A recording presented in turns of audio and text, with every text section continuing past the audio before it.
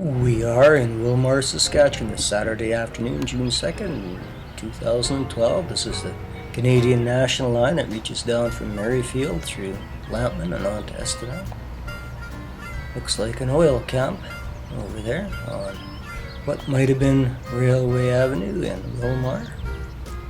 Sasktel building. Looking roughly northwestward up Main Street to Highway 604, which runs due north-south. There's not much left in Willmar these days. It had a good-sized population at one time, but there's not many folks left here now. Might have been a hotel right on that corner there. Don't know. I'm looking westward towards 604. There was a Saskatchewan wheat pool elevator here shown on the 1924 map. The 1995 map had gone early in the third millennium. I don't know what other elevators might have been. Canadian Northern's third-class station, built in 1910, stood right in here, was at mile 52.4 of Canadian National's Lampman sub, and it survives as a farm building somewhere south of town. Looking south-southeast down Main Street towards the rail line. Canadian Northern built this rail line in 1909 and called it its literary line because the stations were named after authors and poets. All except Willmar, which is named after Leon Willmar, a Belgian investor in the St. Paul and Pacific Railway down in Minnesota.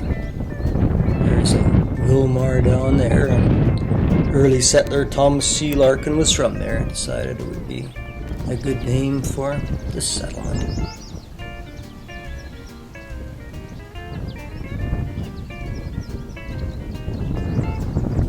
There's the old school, now the recreation center, as you can see.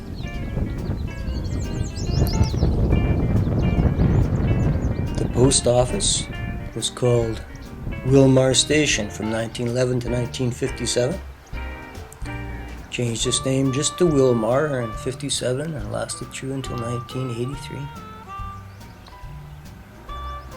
There was a rural post office preceded it called Willocks, operated by David Scott Willocks, who arrived in the area in 1900.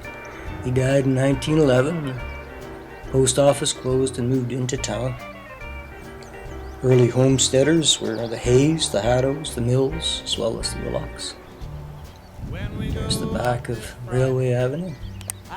This is all undifferentiated glacial moraine through here. Pretty good farmland, but just soaked in the last few years by rain and snow. It's pretty waterlogged. There's the baseball diamond. And this church survives. Not in Willmar, but it was moved to a farmstead north of town. The fellow that bought it was going to convert it into a cancer retreat, but ran into government regulation, and so it stands in his yard, half converted.